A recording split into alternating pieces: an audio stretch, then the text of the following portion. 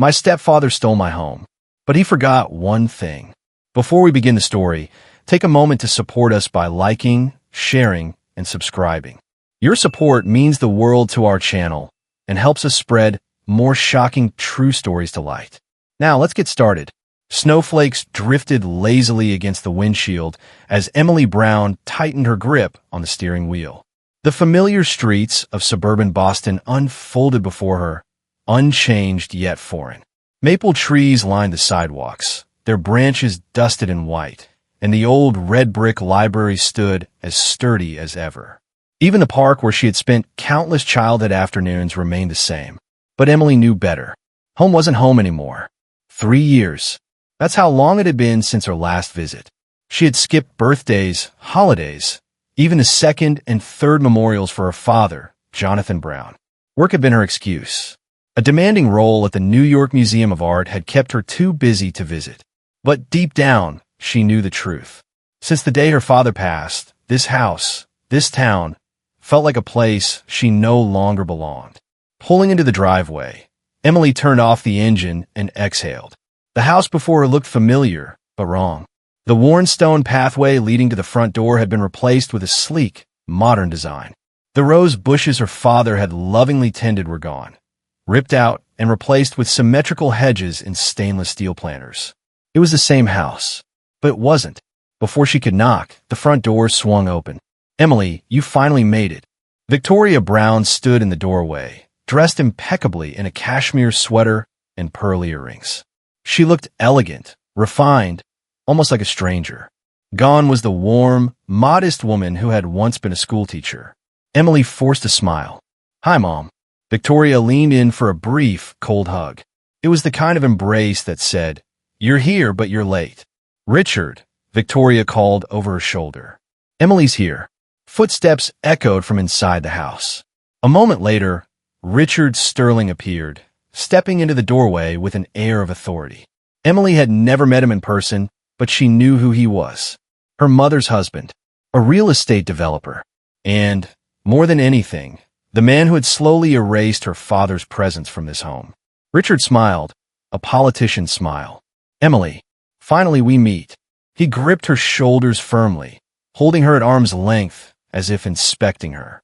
"Your mother has been worried about you." Emily felt her stomach turn.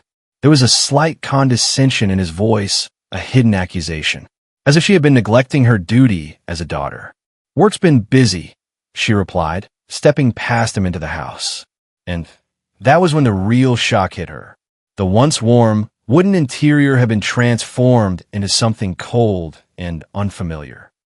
The walls, once lined with family photos and her father's bookshelves, were now adorned with abstract art and glossy, impersonal decor. Even the scent was different. Gone was the smell of freshly brewed coffee and old books. Now, the house smelled like expensive candles and artificial perfection. "Isn't the house stunning?" Victoria said, clasping her hands together. "It's all Richard's taste. Of course, your father, Jonathan, left it to us, but we had to modernize it. Keep up with the times." Emily's heart twisted. It wasn't just what her mother had said, but how she had said it. Jonathan, not your father, as if she had already rewritten him out of their lives. A house that no longer feels like home. Before Emily could process the gut-wrenching changes to the house, the sound of heels clicking against the staircase pulled her attention upward. Emily, her younger sister, Natalie, practically glided down the stairs, looking as though she had just stepped out of a high-end fashion ad.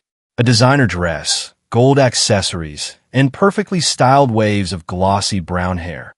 Every detail curated for perfection. Emily forced a small smile. "You look well." Natalie's eyes swept over Emily's outfit, a simple sweater and jeans. Her lips curled slightly, and then, in that all-too-familiar tone, she said, "You're still dressing like that? Is that the New York look these days?" Emily chuckled under her breath. Same Natalie, always slipping in a dig. She didn't bother responding. Instead, she turned back to her luggage, but before she could pick it up, Richard stepped forward. "I'll have someone take your bags up," he offered smoothly. Before Emily could politely refuse, Richard glanced at Natalie. "Natalie, help your sister, would you?" Natalie wrinkled her nose slightly, but didn't argue. Emily picked up her own bags anyway, carrying them up the stairs herself. She didn't need Richard's fake hospitality or Natalie's half-hearted help. When she reached her old bedroom, she stopped dead in her tracks. Her room was gone. The soft yellow wallpaper, the bookshelves lined with novels from her teenage years, the bulletin board covered in old photos. Everything had been erased. Instead, she was met with a cold, impersonal guest room. White walls, minimalist furniture, no trace of the girl who had grown up there. "We had to make use of the space," Victoria said from behind her, arms crossed as she observed Emily's reaction. "Since you don't live here anymore, we thought it best to convert it." Emily turned, searching her mother's expression for even a hint of guilt. There was none. 3 years. That's all it had taken for them to wipe away 20 years of memories. "Is Dad's study still here?" Emily asked suddenly. For the first time, Victoria's expression flickered, just for a second. "Yes," she said, her voice tight. "Though Richard is using it now." Emily felt something ice-cold settle in her chest. She dropped her bags and strode down the hallway. Without waiting for permission, she pushed open the door to her father's study. Her breath caught in her throat. The oak desk was gone, replaced by a sleek glass workstation. His antique bookshelves, once overflowing with rare historical texts, were stripped nearly bare. The few books that remained were neatly arranged, not for reading, but for decoration. "We donated most of Jonathan's old books," Richard's voice came from behind her. "He would have appreciated the social contribution." Emily's hands curled into fists. Her father's books weren't just books. They were his life's work, his passion, his legacy. "And what about the antiques?" she asked, her voice barely above a whisper. Richard shrugged. "Gone as well. We needed the space." Emily's chest tightened. She wanted to scream, to grab something and throw it. But she didn't. Instead, she took a deep breath, turned on her heel, and walked out. She had seen enough. This wasn't her home anymore. It was his. A hidden message. That night, sleep eluded Emily. She lay in the foreign bed of what used to be her childhood room, staring at the ceiling, listening to the muffled sounds of laughter and conversation downstairs.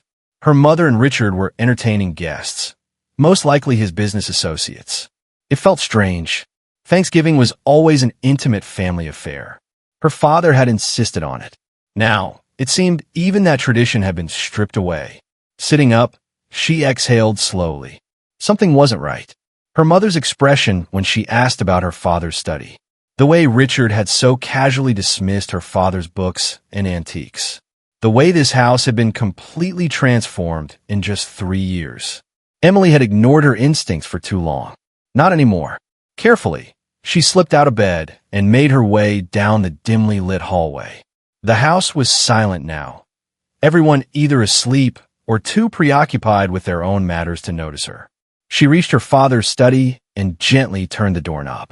The door creaked open. Slipping inside, she felt a strange unease settle in her chest. The study no longer felt like her father's sanctuary. It felt like an office, a sterile, lifeless place. Emily ran her fingers along the bookshelves, tracing the spines of the few remaining books. Most of them were arranged too neatly, like decoration. But one book was slightly askew. Frowning, she pulled it free. The book was hollowed out. Inside, a thin, folded paper was tucked neatly within the empty space. With trembling fingers, Emily unfolded it. Numbers. Letters. It looked like a code. Her father's handwriting was unmistakable. The ink had faded slightly, but she recognized it immediately. Emily's heart pounded. Why would her father leave behind a coded message? Something about this house, about his death, wasn't right. And she was going to find out why. A family gathering with secrets. The next morning, Thanksgiving Eve, the house was buzzing with activity. Emily stood near the window, watching as her Aunt Martha and Cousin David arrived. Martha, her father's sister, had always been a warm presence in her childhood. But as she stepped through the door, her expression immediately darkened. She took one look around and murmured, "Victoria, this house, it's unrecognizable." Victoria, standing by the dining table, barely reacted. Instead, she gave a polite, practiced smile. Times change, Martha. Martha didn't reply, but the way she gripped her purse tighter told Emily everything. She saw it too. The erasure of her father's presence. Meanwhile, David, a sharp, no-nonsense lawyer, made his way toward Emily. "Can we talk?" he asked in a low voice. Emily nodded, following him outside into the crisp autumn air. Once they were alone in the garden, David turned to her, his face unusually serious. "I need to ask you something," he began. "There are discrepancies in your father's estate. Suspicious ones." Emily's stomach twisted. She knew it. "What kind of discrepancies?" she asked. David exhaled, lowering his voice. "Some of your father's foundation funds have been diverted, and from what I've uncovered, those funds went straight into Richard's real estate projects." Emily felt her heart drop. Illegal. At the very least, deeply unethical. David continued, his expression grave. "Your father's foundation was meant to preserve historical sites. Instead, that money is being used to fund Richard's new luxury condo developments." A chill ran through Emily. "The Old Mill District," she whispered. David nodded grimly. "I think tomorrow, during Thanksgiving dinner, Richard is going to announce his biggest project yet, the Old Mill District redevelopment." Emily's chest tightened. The Old Mill District was her father's life's work. He had spent decades fighting to preserve its historical significance. If he were alive today, he would never allow it to be destroyed. And now Richard was using her father's own foundation to erase everything he had built. Emily swallowed hard. "I have a bad feeling about tomorrow," she admitted. David nodded. "So do I." Emily clenched her fists, her father's hidden memo burning in her pocket. 3 years ago, she had walked away from this house. But this time, she wasn't going anywhere. A chilling Thanksgiving dinner. Thanksgiving Day arrived, but instead of warmth and celebration, a quiet tension hung over the house like a storm waiting to break. Snow fell gently outside the window, but inside, Emily's heart was anything but calm. She stood in the living room, absent-mindedly tracing the pendant around her neck, a small, ancient Greek coin, a gift from her father. It was the last thing she had from him, a reminder of his passion for history and preservation. Behind her, footsteps approached. "Don't you have something more formal to wear?" Emily turned to see her mother standing there, eyes scanning her simple dress with disapproval. "This is fine, Mom," Emily replied, keeping her voice even.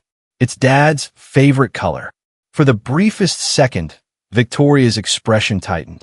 Then, just as quickly, she forced a smile. "Jonathan is in the past," she said coolly. "Today is about Richard's future." Emily said nothing, but inside, her anger simmered. From the kitchen, the clatter of silverware and the chatter of catering staff filled the air. It struck Emily how strange it was. Her mother had always been the one to cook Thanksgiving dinner herself. But now, it seemed the only dish she was preparing was the corn chowder, Emily murmured. Her mother turned, flashing her first genuine smile of the evening. "It's your favorite, isn't it?" she said. "I made it just for you." Emily hesitated. Something about the way she said it made her uneasy. Still, she nodded. As she entered the parlor, she spotted Richard in conversation with a group of sharply dressed men. They weren't family. They were investors. "Ah, Emily," one of them said, turning to her with an assessing gaze. "Richard tells me you work in a museum?" "The Boston Museum of Fine Arts," Emily answered with a polite smile. Right, Richard interjected smoothly. "A small museum." Emily glanced at him, but didn't respond. She could sense it now. This dinner wasn't just a family gathering. It was a business event. Her father's legacy wasn't just being erased. It was being sold. The suspicious soup. By the time dinner was served, Emily's unease had reached its peak. The dining room was unrecognizable. What had once been a cozy, intimate Thanksgiving table was now a grand affair, set with silver cutlery and crystal glasses. Emily took her seat between David and Aunt Martha, directly across from her mother, Richard, and Natalie. "Let's start with a warm soup," Victoria announced, and the catering staff entered, carrying silver bowls of steaming corn chowder. Emily stared at the bowl placed before her. Something was off. The soup in her bowl was noticeably lighter in color than everyone else's. Her mother's voice cut through the murmurs at the table. "You have yours, too." Be grateful. Emily's fingers curled around her spoon, but she didn't take a sip. Natalie, noticing her hesitation, smirked. You're overthinking things as always. Then, before Emily could react, Natalie grabbed the bowl and took a sip. Tom seemed to slow. Emily's gaze darted to her mother. Her smile froze. To Richard, his fingers tightened around his fork. A horrible realization sank into Emily's stomach. That soup wasn't meant for Natalie. It was meant for her. The moment everything changed, a sharp gasp broke through the elegant hum of dinner conversation. Natalie's spoon clattered against the porcelain bowl as she pressed a trembling hand to her stomach. Her expression twisted from confusion to pain. Ugh, she groaned, her body hunching forward. My stomach, it hurts. The dining room fell silent. Emily's eyes snapped to her mother, who had gone pale. Richard, usually composed, stiffened as he exchanged a glance with Victoria. It was barely a second, but Emily caught it. Her breath hitched. They hadn't expected Natalie to drink it. David, sitting beside Emily, subtly reached for his phone. Recording. Aunt Martha was already at her seat. Natalie? What's wrong? Natalie let out a shaky breath, beads of sweat forming on her forehead. I don't know. I feel dizzy. Get the medicine box from the kitchen. Victoria ordered, her voice unusually high-pitched. Emily expected her mother to rush to Natalie's side. Instead, Victoria stood frozen. Her hands trembled. Then Richard's voice cut through the panic. Calm down, Vic, he said in a dangerously low voice. Don't call an ambulance. Emily's blood ran cold. Why wouldn't they call an ambulance? Aunt Martha turned to him, eyes blazing. What are you saying? She needs a doctor. Richard's hand tightened around his napkin. She'll be fine, he insisted. It's probably just a bad food reaction. Emily snapped her gaze to her mother. Mom, what was in that soup? Victoria's lips parted, but no words came out. Natalie, still in pain, looked up weakly. Her glassy eyes met Emily's, and for the first time, there was fear. Emily, your soup, she whispered, realization dawning on her. It was meant for you. The entire room froze. Emily's heart pounded so hard she could hear it in her ears. Victoria's face drained of color. Richard's grip on his fork was so tight, his knuckles turned white. David stood, setting his phone on the table. I think we need to hear something, he announced, his voice calm but sharp. Then he pressed play. A recording filled the room. Is everything ready for tomorrow? Yes, but is this really necessary? Emily has started investigating the estate. We need to get the signatures before she asks too many questions. But poisoning my own daughter? Richard, it's not poison. It's just strong enough to keep her sick through the weekend. Just enough so she won't make trouble. Silence. A horrifying, suffocating silence. Then chaos. The truth comes to light. Victoria's hands flew to her mouth. Her face twisted into something between shock and shame. Richard, on the other hand, was still. Too still. The guests at the table started murmuring. Discomfort. Confusion. Suspicion. One of Richard's business partners, a gray-haired man in a suit, pushed back his chair. What the hell is this, Richard? Richard slammed his fist onto the table. It's fabricated. His voice shook with rage. Emily, you're just like your father. Always looking for conspiracies where there aren't any. Emily's pulse thundered in her ears. But she didn't flinch. You planned to make me sick so I wouldn't interfere, she said, her voice steady and cold. Why, Richard? Because you needed me too distracted to stop you from stealing the foundation's money. Victoria's breath hitched. I didn't mean to. Didn't mean to what? Emily cut in, her voice rising. Didn't mean to drug me? Didn't mean to let Richard destroy everything Dad worked for. Natalie, still weak, gripped the table for support. Mom, she whispered, you let them do this? Tears welled in Victoria's eyes. It was for the family, she choked out. David scoffed. Family? You mean for Richard? At that moment, one of the business partners stood. I think we've seen enough, he muttered, tossing his napkin onto his plate. We don't invest in illegal dealings. One by one, the investors rose from the table, murmuring in disapproval. Richard's face turned red. Wait, Warren, listen, this is all a misunderstanding. He turned to one of the men. "You know me." The man gave him a cold, unreadable stare. "I thought I did." Then, without another word, they left. The sound of the front door closing rang like a death knell. Richard's business empire, asterisk his entire career, asterisk just collapsed before his eyes. And he knew it. His eyes flicked toward Emily. Hatred, pure and unfiltered. "This is your fault," he hissed. Emily held his gaze, unshaken. "No, this is yours." Suddenly, Richard lunged for a knife. Gasps erupted around the room. Victoria screamed, "Richard, stop!" But Emily didn't move, didn't even flinch. "Go ahead," she said, her voice eerily calm. "What do you have left to lose?" Then sirens, red and blue lights, flashed through the windows. Richard's face twisted into pure rage. Then, as if all the fight had drained out of him, he dropped the knife. The police were here. It was over. The end of an era. As Richard was led out of the house in handcuffs, Victoria collapsed into a chair, sobbing. Emily watched her, feeling nothing. Not pity, not relief, just emptiness. Natalie, still pale, turned to Emily. Did they do the same thing to Dad?" she whispered. Emily clenched her fists. "I'm going to find out." David stepped forward, setting a USB drive on the table. "Your father left more than just a memo," he said. "There's one more recording. From the day he died." Emily stared at it. Something inside her shifted. This wasn't just about saving the foundation. This was about finding the truth. About what really happened to her father.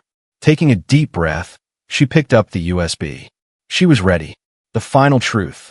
A week had passed since the disastrous Thanksgiving dinner, but the echoes of that night still lingered. Richard Sterling was behind bars. The charges against him, embezzlement, fraud, conspiracy, and attempted poisoning, were stacking up. His once powerful business empire? Gone. Investors had pulled out, the Old Mill District redevelopment was canceled, and his reputation was forever shattered. Victoria, on the other hand, had escaped prison time, but was still being investigated. The court ruled that she had been manipulated by Richard, but her role in Jonathan Brown's estate mismanagement meant she wasn't innocent either. As punishment, she was given community service. But for Emily, none of it felt like justice. Because the real question remained unanswered. What really happened to Dad? A father's last words. The night before she left Boston, Emily sat alone in her father's restored study. On the desk in front of her sat David's USB drive. She had avoided listening to it for days, but she couldn't ignore it anymore. With trembling fingers, she plugged it into her laptop. A single audio file appeared. Recording, Jonathan Brown, November 23rd, the day before he died. Emily clicked play.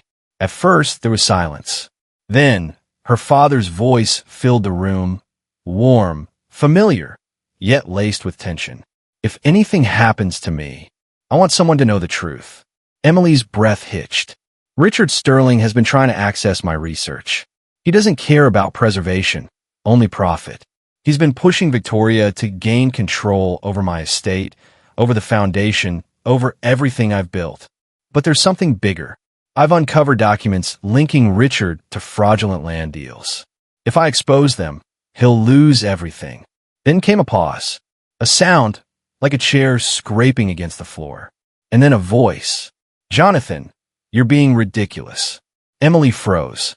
Her mother's voice. The conversation continued. "I'm not stupid, Victoria," her father said. "I know about you and Richard. I know what you're doing. But I won't let you destroy the foundation. Jonathan, just stop." "I'll never stop. You can tell Richard that." "Jonathan, you're stressed. Let's just talk." Then a loud thud. A choking sound. Her father's voice, struggling, gasping. "V. Victoria." Emily's hands clamped over her mouth. Then silence. Finally, Richard's voice. "It's done." The file ended. Emily sat there, staring at the screen, her body numb. They killed him. Her father didn't die of natural causes. He was murdered by her own mother and Richard. Tears burned in her eyes, but she wiped them away. This wasn't the end. She wasn't done yet. Justice and redemption. A month later, Emily stood outside a Boston courthouse. The recording had been turned over to the authorities. With it, David had pushed for an official reopening of Jonathan Brown's death investigation. Victoria had been arrested. This time, there would be no community service. Richard, already in prison, now faced murder charges. As Emily stood there, snowflakes falling gently around her, a familiar voice broke through her thoughts. "You did it." Emily turned. Natalie. She looked different, less polished, less curated. Her usual designer outfits were gone, replaced by something simpler, more real. "Yeah," Emily said, exhaling. "I did." For the first time in years, she felt free. Natalie hesitated, then asked, "Do you hate her?" Emily didn't answer right away. Finally, she said, "I don't know, but I won't forgive her." Natalie nodded, swallowing hard. "Me neither." For a long time, neither of them spoke. Then, Natalie reached in her pocket and handed Emily a folded newspaper. Emily's breath caught as she read the headline. Old Mill District declared a historical preservation site. She looked up. Natalie smiled. "Dad won." Emily closed her eyes. Yes, Dad had won. And now, his legacy would live on. A new beginning. 1 year later, Emily stood in front of a restored brick building. A new plaque gleamed on the wall. Jonathan Brown Historical Preservation Foundation. She traced the letters with her fingers, feeling her father's presence with every touch. "You did good, kid." Emily turned to see Aunt Martha standing beside her, a proud smile on her face. Taking a deep breath, Emily nodded. "Yeah, I think he'd be happy." In the crowd, she spotted David, her legal rock, and beside him, Natalie. No flashy dresses, no expensive jewelry, just her sister standing there because she wanted to be. Emily smiled. For the first time in years, it finally felt like home. She clutched her father's pendant, looking up at the sky. "Happy Thanksgiving, Dad," she whispered. Snowflakes danced in the wind, as if he was answering back. If you enjoyed this story, don't forget to hit that like button, share this video with your friends, and subscribe for more real-life family dramas. Let me know in the comments what you think about today's story. Was it fair or totally messed up? See you next one.